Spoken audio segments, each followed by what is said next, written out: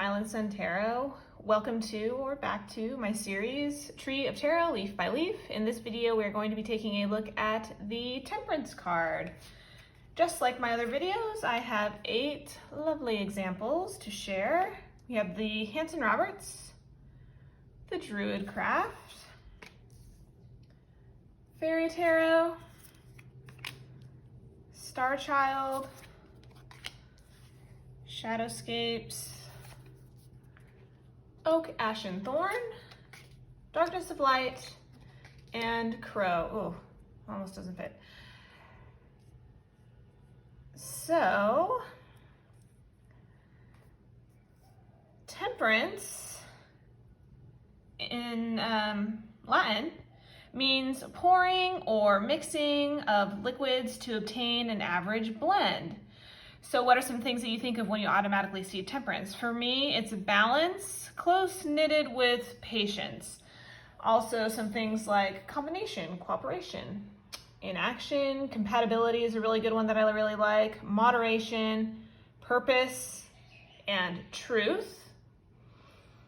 Finding the middle ground and reaching a compromise that kind of goes hand in hand. Experiencing harmony and feeling centered and secure. I love that thought too, that feeling of harmony. So first, let's take a look at the Hansen Roberts Tarot. We have a gorgeous angel, very classic, earth on one side, water on the other. They're not showing her feet necessarily, but you get the sense of the two coming together. She's blending here in the 2 goblets.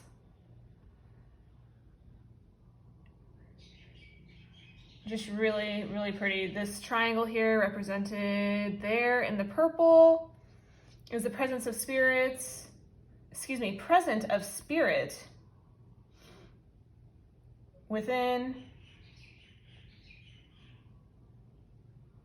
the confines of reality. She's so pretty. It looks so blown out on the camera, but it's like that negative space creating, sunlight or beam of light on her head. But I love the thought of, pouring this essence of life from the past and present leading to the future. Just beautiful, simple, but very beautiful. Then we have the DruidCraft. I absolutely love this one. So instead of Temperance, it's called Furlt. And really that is a Druid alchemist. So we have the alchemist here. I love this, this fluency between worlds that she's pouring here. You could almost see this gold bowl. She's pouring this red elixir. Again, just like with the Hansen Roberts, that sense of past, present, and she's blending to create the future.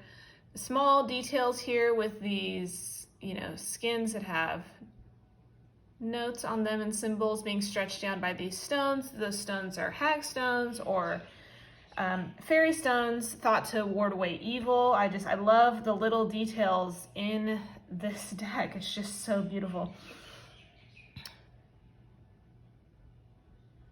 Oh, she's so gorgeous. It's so simple, yet there's so much within the card. I love the rainbow in the background. They talk about Glastonbury up on the hill. Very beautiful. Then we have the Fairy Tarot, renamed Balance, which I love.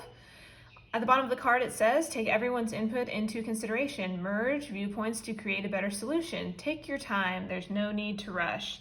So here we have this fairy at this very intense lion statue. That's also a fountain here, right?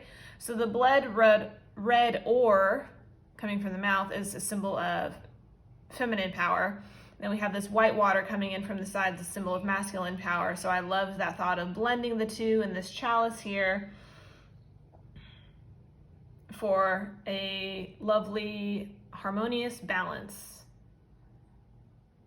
I love the stark whiteness of this card too. It's very pure. Get that sense of truth. Really gorgeous.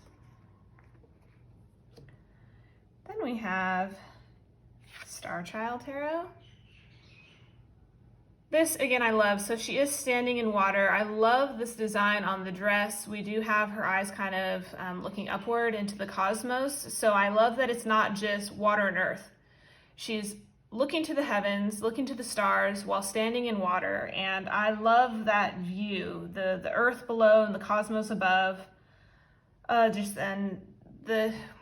no pouring of the goblets here, but we see this kind of light, or her power. So her subconscious power and her, super conscious power, and the combining of the both to create this completely opening of her third eye. It's just, I think it's so beautiful. I love it so much. She's come to this higher awareness, and I love the expression as well. Just really, really gorgeous depiction. Then we have the Shadowscapes. Again, this is probably one of my favorites. I really, really love this. So let's take a look real close first. I'll try to hold it as still as possible, just so you can see up here the faces. Sorry, my nails are awful. So we have this sort of water dragon and this fire phoenix. They seem to be intertwined, not necessarily battling. Then we have a fae or fairy down here.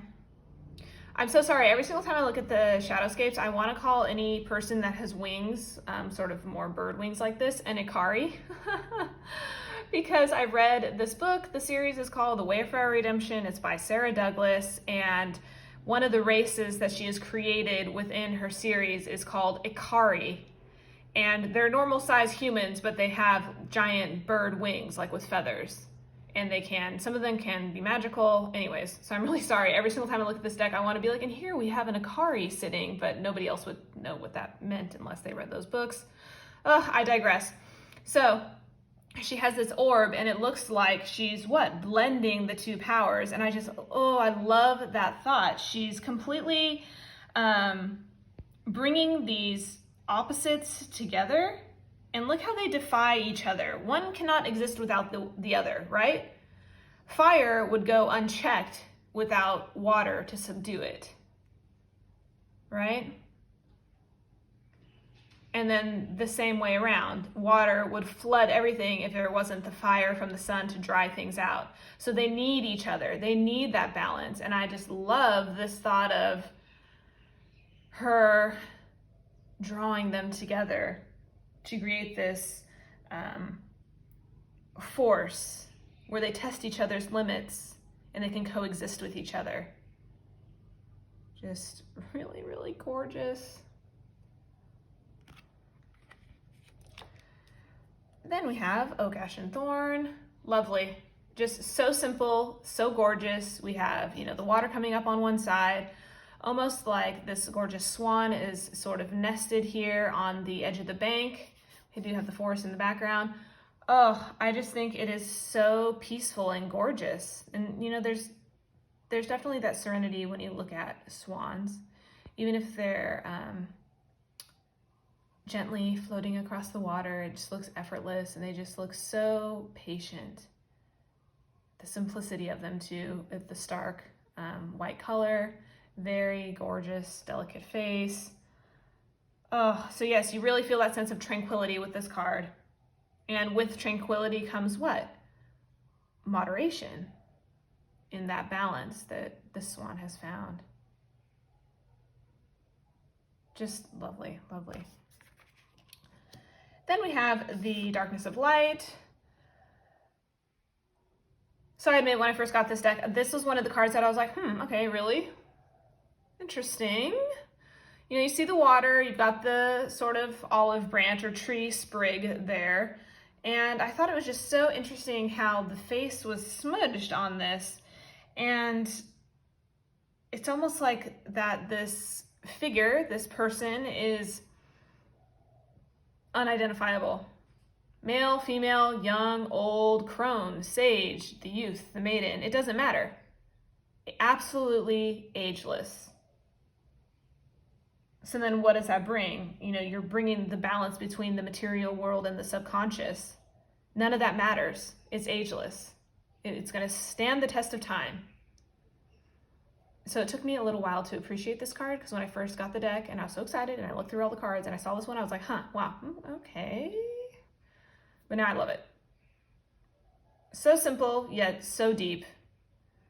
I love that it's not necessarily this perfect angelic-like woman.